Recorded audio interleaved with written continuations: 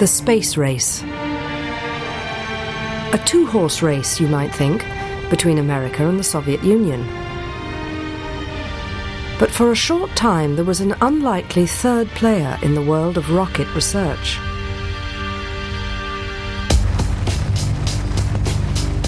Britain was the top scientific group in the world. I think we were unsurpassed as regards innovative thinking, frankly.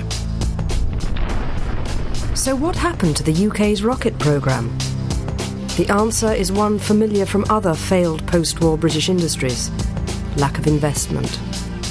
We were in a very strong position, which alas we threw away as the years went on. Britain had lots of big brains, people who foresaw the future with rockets and space travel, but this was not pursued by the British government. This is the story of the unsung pioneers of British space exploration. The rocket engineers, the scientists, and ultimately the dreamers who, despite lack of resources, never gave up on their vision for bringing the future into the present. The passion of a bunch of engineers made something happen which didn't have time to be useful and so was only delightful.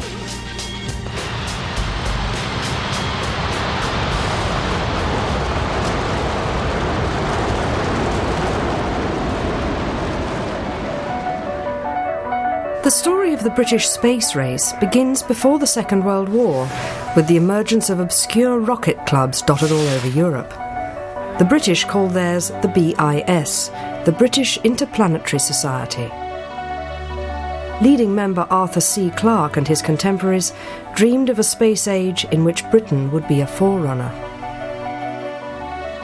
They really do assume that Britain would be involved. It seems natural to them that the same great power military-industrial complex which built radar, built Spitfire, will eventually be sending some squadron leader into orbit with his Winco moustache inside his spacesuit helmet. Arthur C. Clarke says in his memoirs, "We were in the position of people who couldn't afford a car, but if we clubbed together could just about afford to buy the rear view mirror." That is about the level on which they're able to work. Rocket clubs, whether they were in the United Kingdom, Germany or the Soviet Union, pushed forward the idea of developing rockets and rocket technology. In Germany, of course, they were ideal recruiting grounds for the Wehrmacht developing what would become later the V1 and V2 weapons.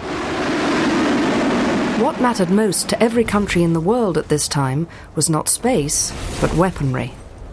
Rockets could be adapted to carry missiles, and it was this that drove development. So when the British Interplanetary Society heard rumours of a new German rocket, they should have been alarmed. This rocket would go on to wreak havoc as the V2. The mastermind behind it was a space pioneer in waiting. There is only one place that the breakthrough happens. It is only because of Werner von Braun coming up with the V2 in Germany that brings rocket technology to the next stage of possibility. That very bloody and immoral birth without which there wouldn't be a space age.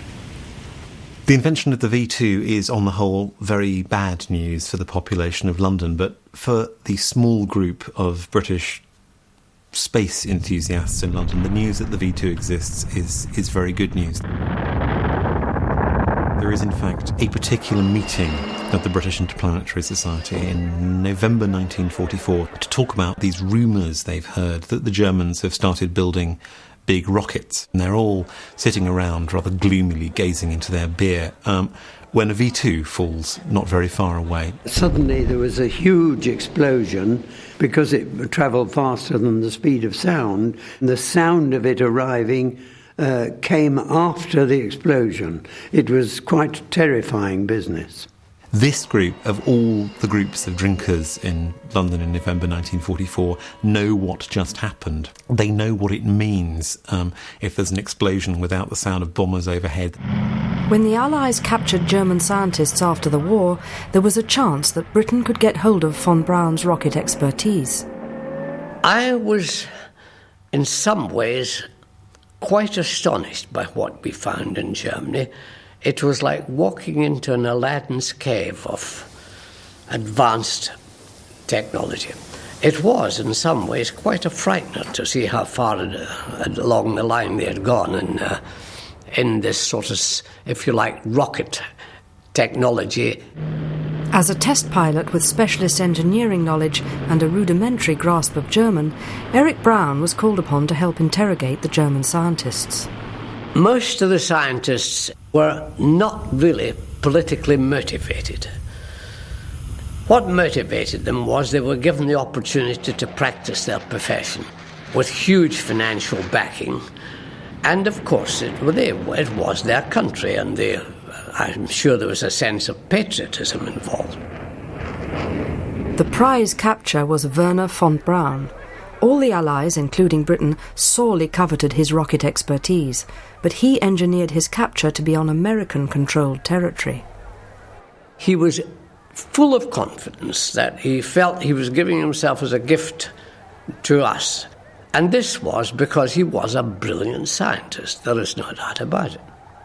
Von Braun, of course, himself had huge ideas in his own mind of where this was all going to lead to. And I would say he and an elite group of his scientists knew what the potential was, which lesser men had not thought about. Werner von Braun said later, "Why did we decide to surrender to the Americans? Because we despised the French, we feared the Russians, and the British could not afford us." So if the best prize went to the United States, what did the UK take away from Germany? Water and hair dye? Well, not exactly. This apparently innocuous mixture would become a very special ingredient in the British rocket quest. Britain got, and later turned into its trademark, the German work on high-test peroxide, or HTP. Hydrogen peroxide is the same stuff that people use in hair bleacher. It's what makes peroxide blondes, except that the peroxide you use for turning your hair blonde is at about 4% concentration, whereas what you use in rockets is 20 times as concentrated. Peroxide is H2O2, water with an extra oxygen atom, and it looks like water and it pours like water, and it's very convenient because you can treat it like water in lots of ways. We will go over to Seaside and see a demonstration of a Gamma engine, and the firing officer is just going into the control room. Now, this Gamma is another unit which we have developed at Westcott, and it forms the basis of the Black Knight engine, which has been developed by Armstrong Siddeley Motors. Now, in a matter of seconds, this engine will fire. So I'll just hang on for a minute. I think it's a few 4, 3, seconds. 2, 1, fire. Here we go. You don't need to have complicated pyrotechnic ignition systems. All you have to do is to get your HTP blending with your rocket fuel, and the rocket runs on its own. It's hard to believe, but this simple mixture would give Britain a leading edge in the space race. Well, whatever you think of rockets, I think you must admit that that shock pattern is rather beautiful. This is a very characteristic technology for the British effort, because what it offers is an elegant simplification. It's a way of being brilliant by sidestepping some of the problems which other countries' programmes were getting bogged down on. Britain had bypassed the ignition problem. The only difficulty now was that HTP was very dangerous and could spontaneously combust. The rule on the test sites was always that you worked in twos. One man doing the job, whatever it might be, undoing these nuts, for instance, or whatever, and the other man standing by his side with a hose pipe running all the time. And if in fact, as you undo a nut, if something were to splash a little, straight away the other man would hose your hands, the job, you, whatever it was. Now, we never actually had to use the next stage in anger, but at all the test sites, there were large baths, and these were for personnel immersion. So if one of your mates caught fire, you were supposed to pick him up and throw him in these baths. because it's the only way to extinguish it and save his life. Needless to say, a number of people ended up in the baths without being on fire, because it was just, someone would shout fire or something and throw the bloke in, and it was all good for a laugh. It'd be your turn next, if you know what I mean. While HTP was being investigated, the development of the hydrogen bomb was exercising Western minds. It needed a delivery system, a rocket that would turn it into a ballistic weapon. Britain responded by developing Blue Streak.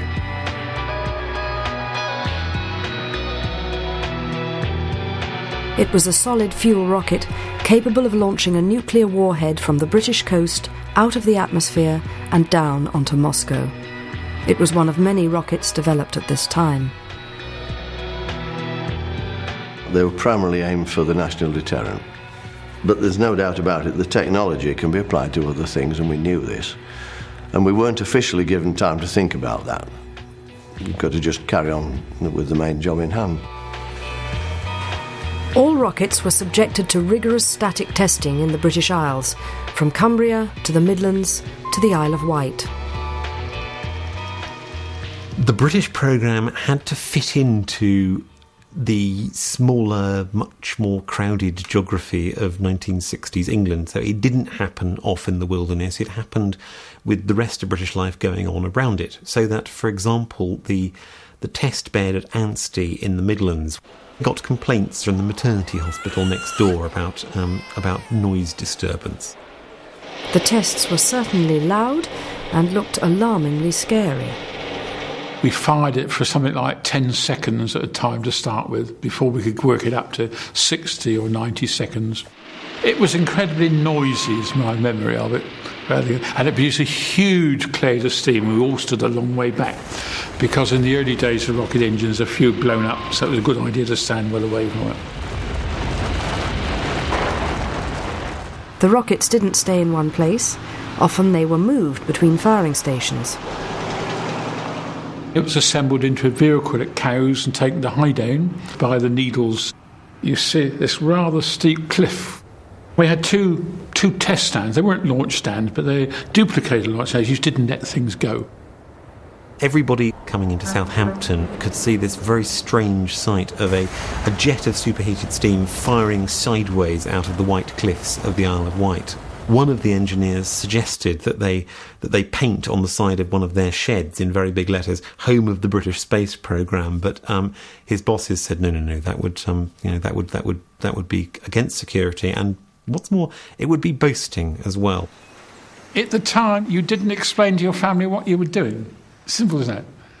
I think my kids had some idea I was involved with rockets, but project names and what we were actually up to, no idea. My father was actually convinced I was in the space programme, and he kept telling all his friends that I was actually orbiting, which was a bit of embarrassment. But the main problem with British testing was that nowhere was quite remote enough to let the rockets go and fully launch them into the atmosphere. So the British government turned to the Australians. That is the end of a successful test, and the rocket will now be packed and dispatched to Australia. And here it is in its crate. And now all is ready for the flight halfway around the world to Woomera. We were all pushing against timescale, I think, all the way along. That's what made it all exciting. You know, a date was fixed for flying. You had to have things ready for it. You couldn't afford to miss a boat because it was 3 months before you sent the next one out and things like that. And we only had one firing team, so we could only fire 4 a year at best of these things. But it was also an arrangement where it was a project that wasn't to cost too much, and as long as we didn't spend more than $2 million a year, the RE was totally in charge. Unless you've driven down range at Woomera, you don't quite realise what the outback, how bad it can be. I know the first time I went down, it was sort of like, I thought, this is a joke. They took me to a cairn where Giles' favourite camel died of thirst. You suddenly realise, you know, that the water you brought was the only one that was within 350 miles of where you were. Rockets from all over the world were taken to Woomera. In its 5 decades as a launch pad, 4,000 rockets in all were launched from there.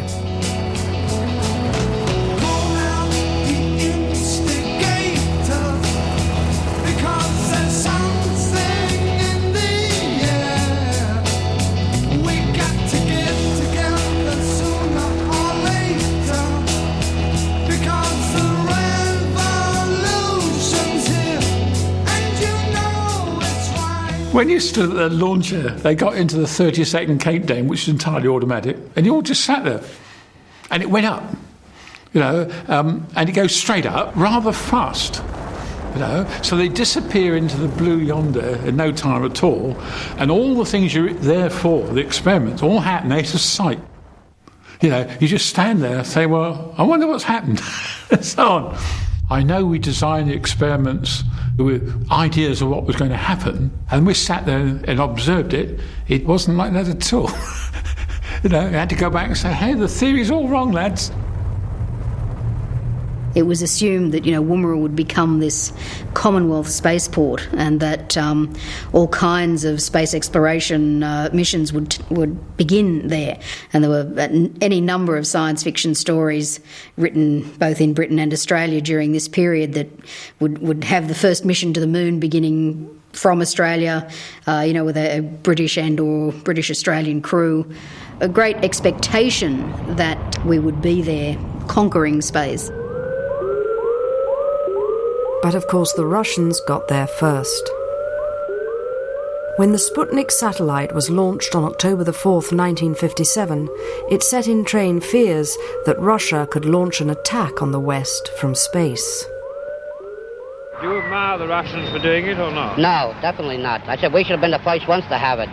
We fear this. We fear that they have something out that majority of the people don't know about. Somebody's fallen down on the job, badly. As atomic testing and space science quickly gathered pace, public anxiety grew. Were our scientific endeavours being achieved at the expense of mankind? Belief in UFOs and possession by beings from other planets became rife, and the television of the day highlighted these very new concerns. Earth, as you call it, faces a certain situation, a dangerous one. You are liable to upset the balance of your Earth through, number one, atomic experimentation, and number two, your deviation from the spiritual laws. What Mr. King is really doing, perhaps through what may well be total delusion, is nevertheless uttering in one way, in a symbolic form, the cry of anxiety that divides our world, that our scientific interest has outrun our wisdom and our humanity in some respects, and we're afraid that it may outrun our existence. But we shall delude ourselves if we think that there is no significance in these fears and their expression in this form. Psychological fears about military rockets were matched in magnitude by very British economic concerns. Britain was very hard up after the war, of course. We were a bankrupt country. Of course, we helped to get Germany back on its feet financially, and the result was our own industries were neglected. It was a very, very sad period. In the late 50s, as a BBC reporter, Reg Turnill asked the Minister of Supply, Aubrey Jones, about government funding. He got a typical response. Why has it been done so cheaply? I think the answer to that is that we do all our research on a shoestring compared with the Americans. I think we were forced to do so by our more limited resources. Britain had lots of big brains people, and they drifted away. Most of our best brains went off to work in America, and that was known as the brain drain. With such an attitude, it was no surprise when the Macmillan government decided to cancel Blue Streak in 1960. Its development costs were soaring, and the proposed rocket silos on the Norfolk coast were seen to be rather too close to North Sea oil rigs, which would in themselves be a target. It was cheaper for the UK to buy Polaris from the USA instead. Military development on Blue Streak stopped.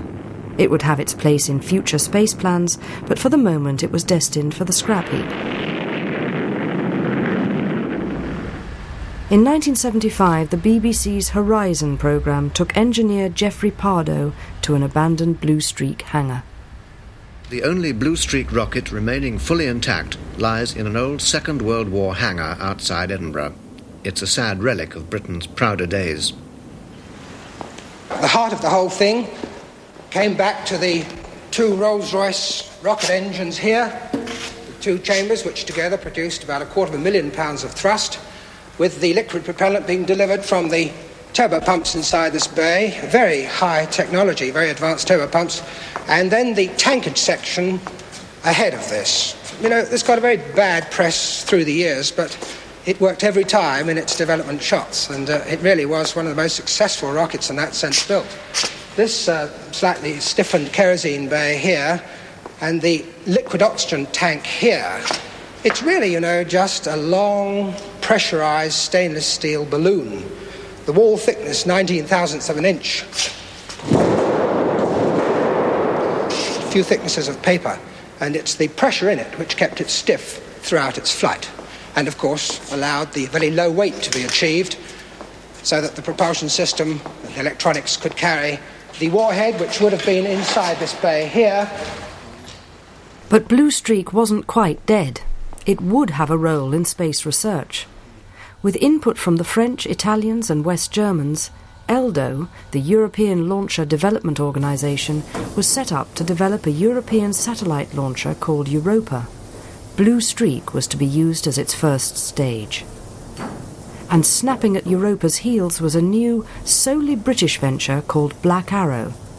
Black Arrow would use the British signature technology of high-test peroxide, now engineered almost to perfection since the war.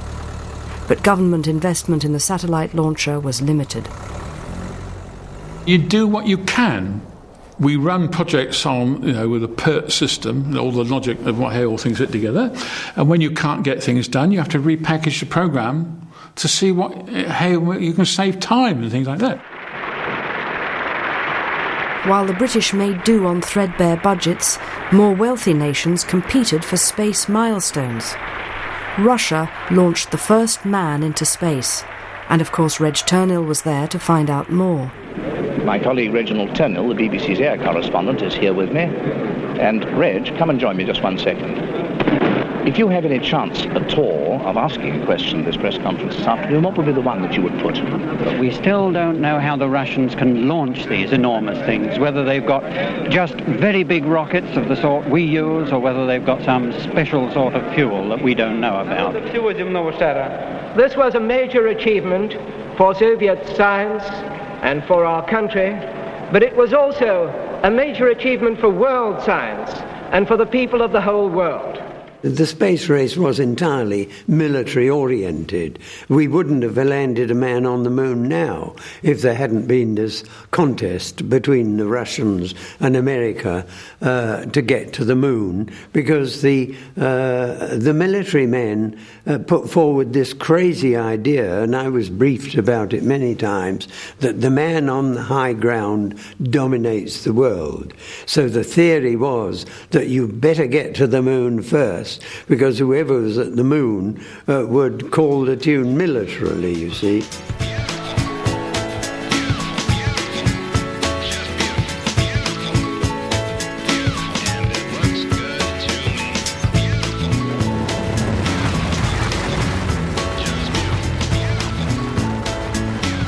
It was the USA that won the goal for which Werner von Braun had defected to the West. Some British scientists were also part of the brain drain that helped Apollo 11 put Neil Armstrong and Buzz Aldrin onto the surface of the moon.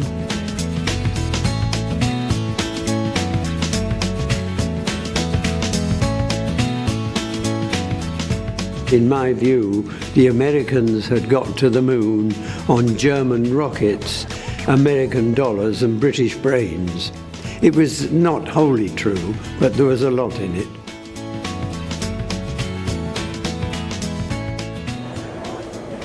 NASA soak up budgets like nobody's business, and sadly don't produce the results that we know we could have done on a much more cost-effective basis with smaller teams. They have enormous teams. We've always said they trample their problems to death, whereas we used to have to sit down and solve them at a desk. When it comes down to brass tacks, they're not producing anything better technologically than we were. By 1971, British politicians were getting twitchy. Debate was raging over whether the UK should continue with rocket development while the USA was offering us free piggyback rides into space. British money could surely be spent better on public services and infrastructure. Meanwhile, Black Arrow was on its way to Australia to prepare for an all-British milestone, the launching of a satellite into space. Heath's Minister for Aerospace stood up in the House of Commons and announced that the Black Arrow programme was cancelled.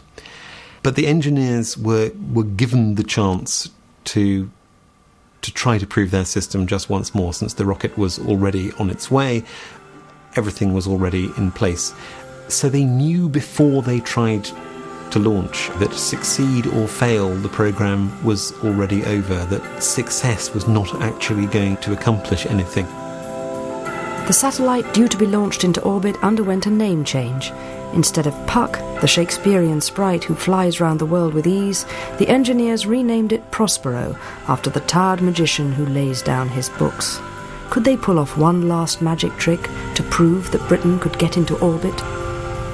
Man-years of their work and their dedication and their passion and their very serious professional design skills were invested in this thing. So, with the most loving caution imaginable, the team set it up on its launch site at Woomera and began the countdown, stopping for everything that looked as if it could conceivably go wrong, because this was their last chance.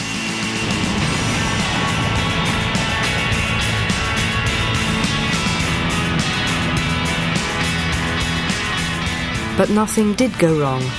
The last flight of Black Arrow was successful, and the satellite Prospero was launched over 550 kilometres into orbit. Great elation all round the department. The little ministry man turned up at Anstey, and we all got together in the drawing office to listen to his words, because we thought he'd come to tell us how well we'd done and what the next phase would be. And all the little so-and-so had come to tell us is that it was a good job, wasn't it? Please wrap it up and send the bill in.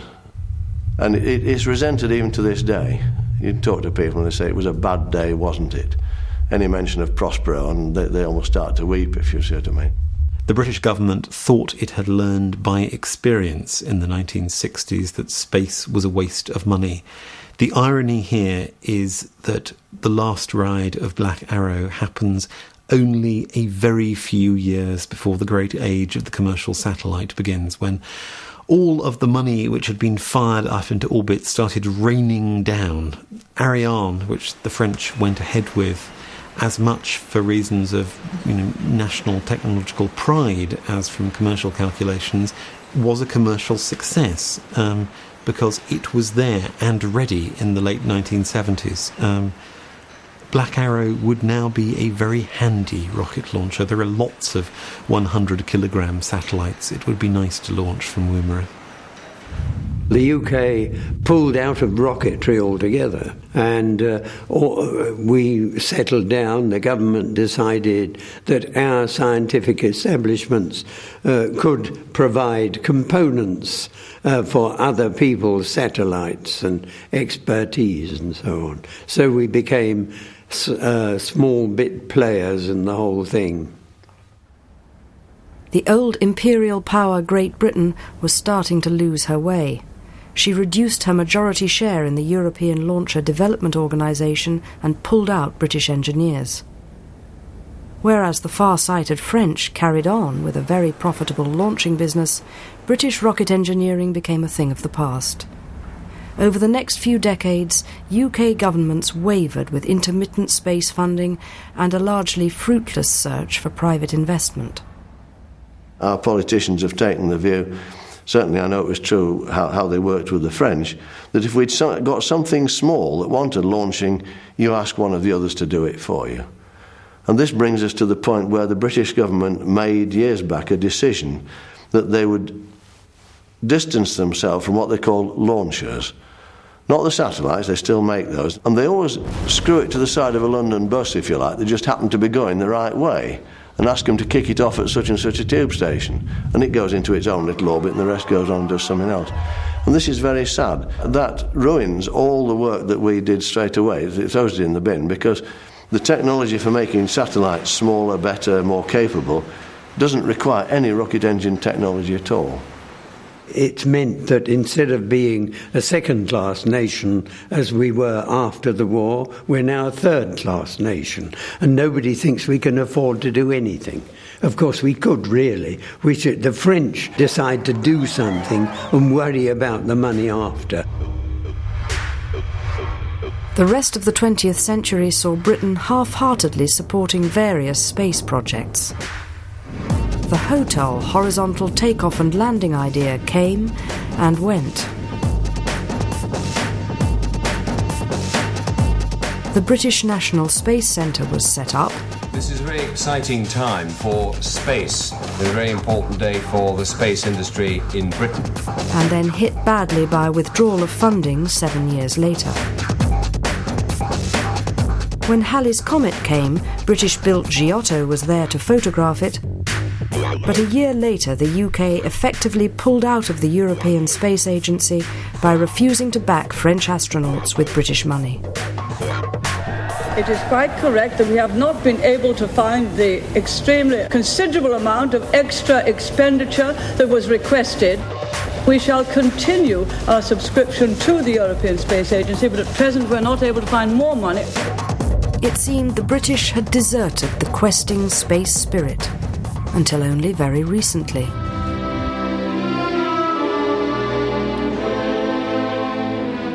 Good evening. Look up into the southeast, fairly late on, and there you will see the red planet Mars. And in August it'll be as close to us as it can ever be, less than 35 million miles. And can there be life there? That's what we want to find out, and I think soon we'll do so. By the 21st century, Britain's main technological focus had shifted to satellites and probes and received little attention from the public. But then Mars came close to Earth, and British scientists had a once-in-a-lifetime chance to get there. The public found themselves enthralled. 30 seconds to go, and will this search for life on Mars get off the ground? There's no stopping the countdown now. The ignition sequence is about to begin. Any second the main engines will start. There they go right now. You can hear the rumble and see the flames. There's so much riding on this. Europe's first mission to Mars, Britain's first attempt to find life beyond Earth. And here it goes any second now.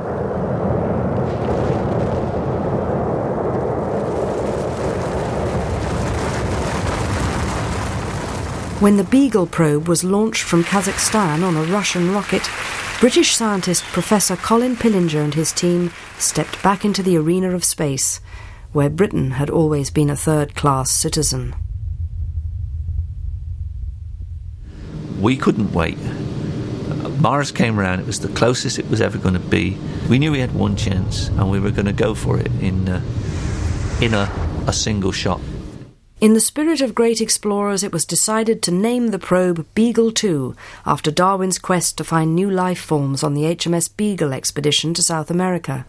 Pillinger played up the pioneer explorer role of his own search for life on Mars, and the media indulgently reported the project as Britain's latest great boffin space quest. Professor Colin Pillinger is rather proud that his Mars spacecraft, Beagle 2, fits in a supermarket trolley. This is eccentric, ingenious, underfunded British science at its best.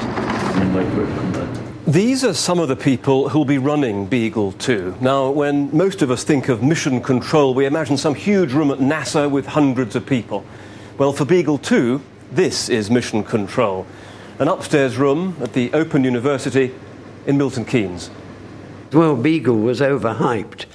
This was why it was such a disappointment, of course. It got too much publicity for once. Hopes of finding the Beagle 2 Mars probe are fading rapidly. The scientists behind the British mission have admitted their best chance of making contact with Beagle 2 has failed. But Beagle's chief scientist wasn't giving up and would hear no talk of failure. We have suddenly demonstrated that people are interested in science and technology, and we have to capitalise on that. Space missions go wrong at launch. In the case of Beagle, we always looked at everything that we achieved as another tick in the box. The team knew the risks, the team knew the things that they had to do. The media were almost more broke-hearted than we were when we didn't get that signal from Beagle 2.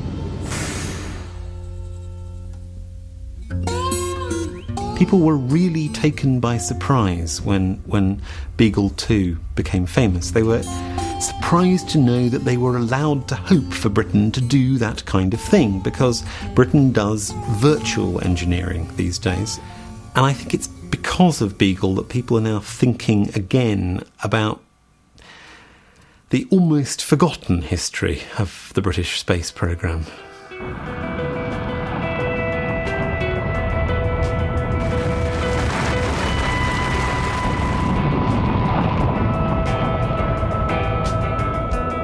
You have to appreciate that it isn't easy to launch things into space, and it certainly isn't easy to get to Mars.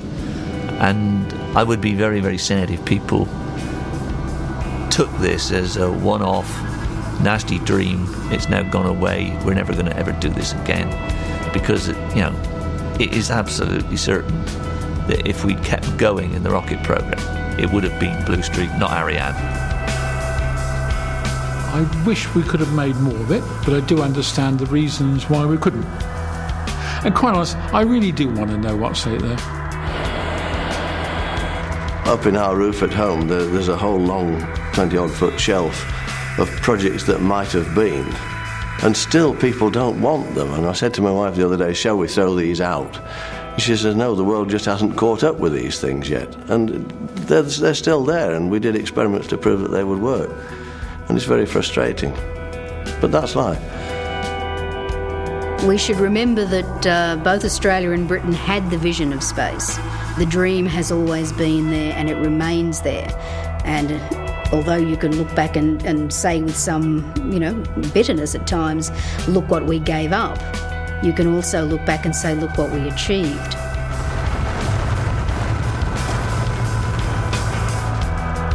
In some ways, the peculiarities of British boffins are a sign of the threadbare footing they've been forced to do their engineering on. What we need is to retire boffins and just have engineers instead, preferably engineers with large enough budgets. We should be looking to get back into manned spaceflight. That's the only way we're going to encourage our young people. And it's never too late. It's not good to be late, but better late than never.